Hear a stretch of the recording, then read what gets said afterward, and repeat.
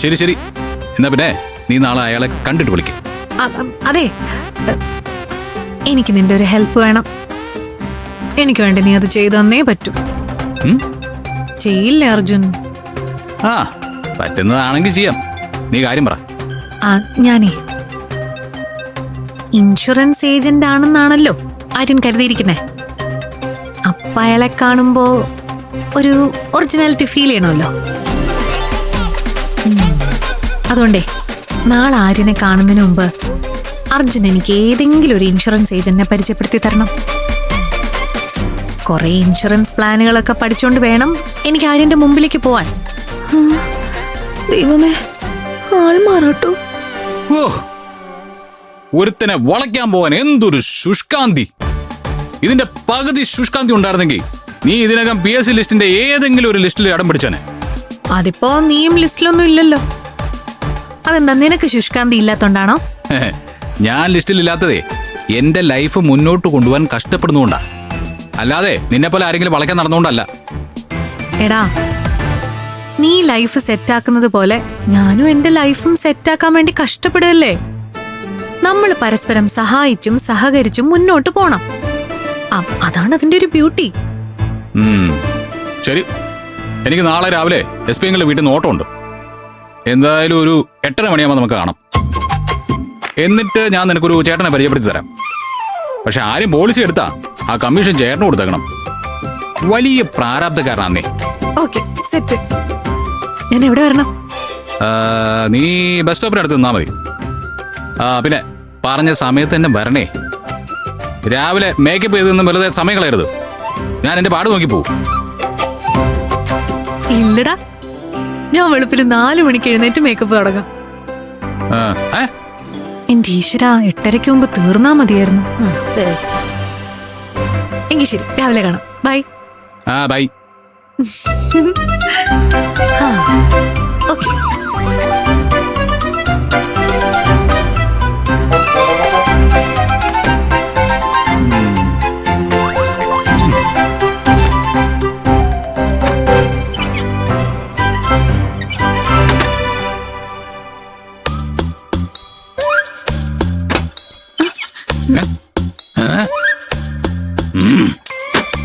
എന്താടി, നന്നായിട്ട് പഠിക്കുന്നില്ലേ?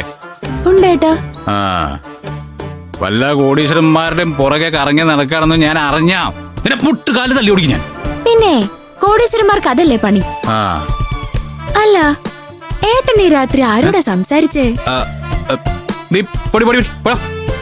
ധ്വനി ധ്വനി. അവളെല്ലാം കേട്ടാ?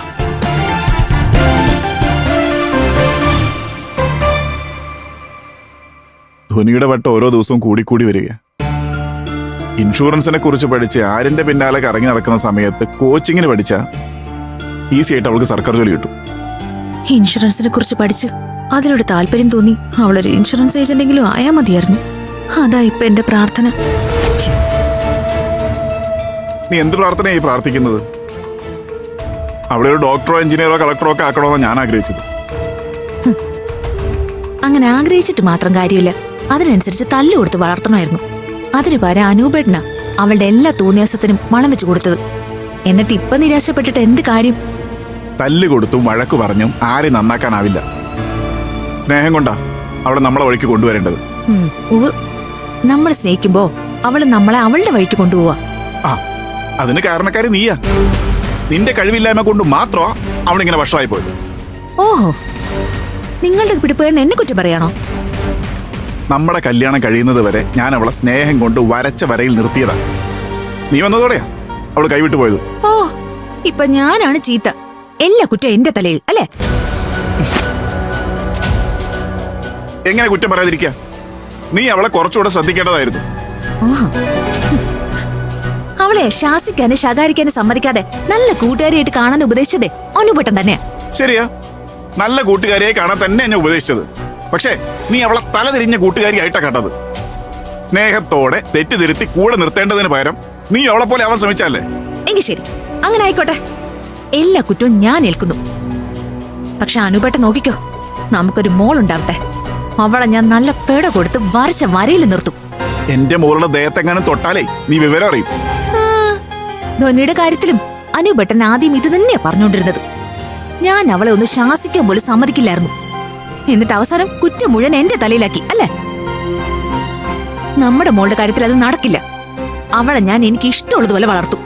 അങ്ങനെ വളർത്താനേ അവള് നിന്റെ മാത്രം മോളല്ല, എന്റെയും കൂടെ. നീ ഒന്ന് പെറ്റിട്ട് തന്നാ മാത്രം മതി. എന്റെ മോളെ ഞാൻ നോക്കിക്കോളാം.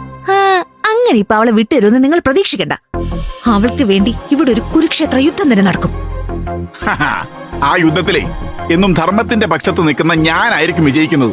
പിന്നെ ധർമ്മം അടുത്ത ബന്ധുക്കളായാലും അടി കൊടുക്കേണ്ടിടത്ത് അടി തന്നെ കൊടുക്കണം. അതാണ് കുരുക്ഷേത്ര യുദ്ധം നൽകുന്ന പാഠം. അതുകൊണ്ട് ഞാൻ ഈ ജയിക്കും. ആ, നമുക്ക് കാണാം. ആ, കാണാം.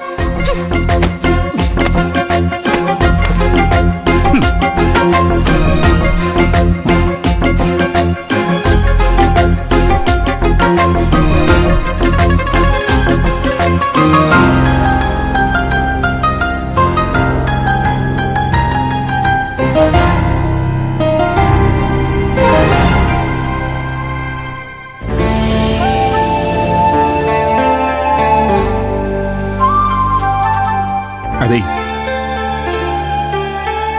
ഇങ്ങനെ വഴക്കിട്ടാ പിന്നെ നമുക്കെങ്ങനെ മോളുണ്ടാവുന്നത് അല്ലേ? ഡോക്ടർ പറഞ്ഞ ഡേറ്റ് ഇന്നാ. എന്നിട്ടും എന്നോട് വഴക്കിട്ടില്ലേ? ആ വഴക്കൊക്കെ നല്ല പത്തരമാറ്റുള്ള സ്നേഹമാക്കി ഞാൻ ഇപ്പൊ കാണിച്ചു തരാം. അയ്യോ, പവർക്കട്ടായി. സാരമില്ല, നമുക്കുണ്ടാവാൻ പോകുന്ന കുഞ്ഞ് പവർക്കെട്ട് സമയത്ത് ഉണ്ടായതാന്ന് ഞാൻ പറഞ്ഞോളാം.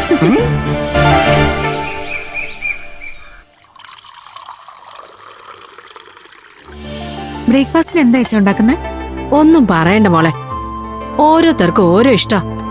സത്യം പറഞ്ഞാ ഈ വീട്ടിലെ അടുക്കള ജോലി ചെയ്യുന്നതിനേക്കാൾ നല്ലത് വല്ല ഹോട്ടലിൽ പോയി പണിയെടുക്കുന്നതാ.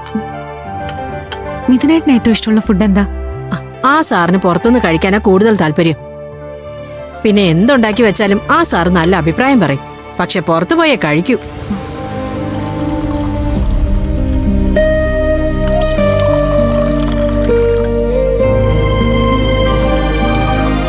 മിഥുനേട്ടൻ എല്ലാരോടും എങ്ങനെയാ പെരുമാറുന്നേ? തങ്കപ്പെട്ട മനുഷ്യനാ മോളെ. ആർക്കെന്ത് സഹായം ചെയ്യാനും ആ സാറ് റെഡിയാ. എന്റെ അറിവിൽ തന്നെ 5-6 പാവപ്പെട്ട പെൺകുട്ടികൾക്ക് സാർ ജോലി വാങ്ങിച്ചു കൊടുത്തിട്ടുണ്ട്. ആ സാറ് നാളെ കേരളത്തിന്റെ മുഖ്യമന്ത്രിയാവും. എല്ലാം മോളുടെ ഭാഗ്യം. ആ, ദേ ചേച്ചി. ചേച്ചി എഴുന്നേറ്റോ? റൂമിൽ അച്ഛനും അമ്മയുണ്ട്. ചേച്ചി അവർക്ക് ചായ കൊടുക്ക. ആ, ശരി മോളെ.